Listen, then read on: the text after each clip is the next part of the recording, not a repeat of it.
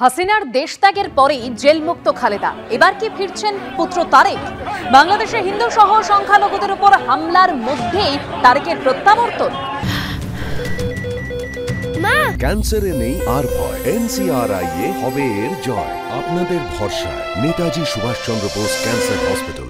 21শে August 2004-এর বিস্ফোরণ কাণ্ডে বেকসুর খালাস খালেদা পুত্র তারেক রহমান।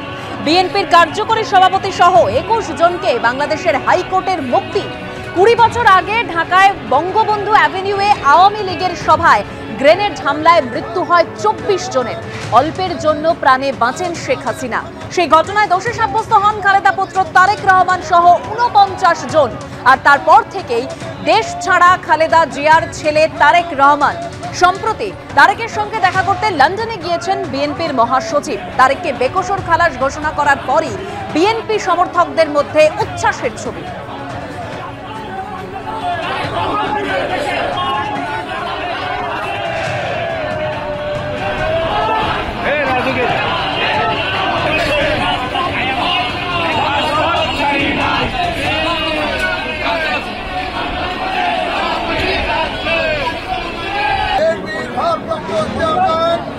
গত কয়েকদিন ধরে বাংলাদেশের গোপালগঞ্জে সংখ্যালঘু হিন্দুদের উপর অত্যাচার দেখেছেন কাছ থেকে। সেই গোপালগঞ্জের গৃহবধূ এই মুহূর্তে প্রয়োজনীয় কাজের জন্য ভারতবর্ষে এসছেন পরিজনদেরকে রেখে, এবং অনেক উৎকণ্ঠা নিয়েছেন। কথা বলে নেবো, কি হয়েছে ওখানে, কি পরিস্থিতি? এই যে চিন্ময়ের আটক করা হয়েছে, এরপর থেকে সবাই আর কি আতঙ্কে আছে। সবাই আর কি ধরপর্ম আর এইগুলোই হচ্ছে আর কি। মূর্তি ভাঙচুর, তারপর রাস্তাঘাটে বেরোনো যায় না, ভয়ে থাকতে হয়, কখন কি হয়ে যায়, মহিলা মানুষ কি দিয়ে কি হয়ে যায়, এরকম আতঙ্কে আর কি আছে। হামলা হচ্ছে রাস্তায়?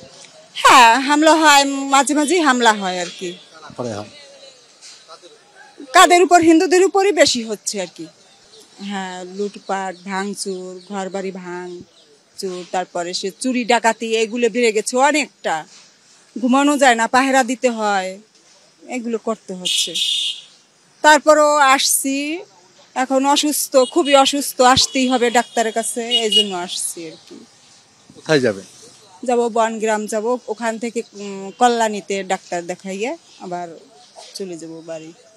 বাড়িতে কারা রয়েছে?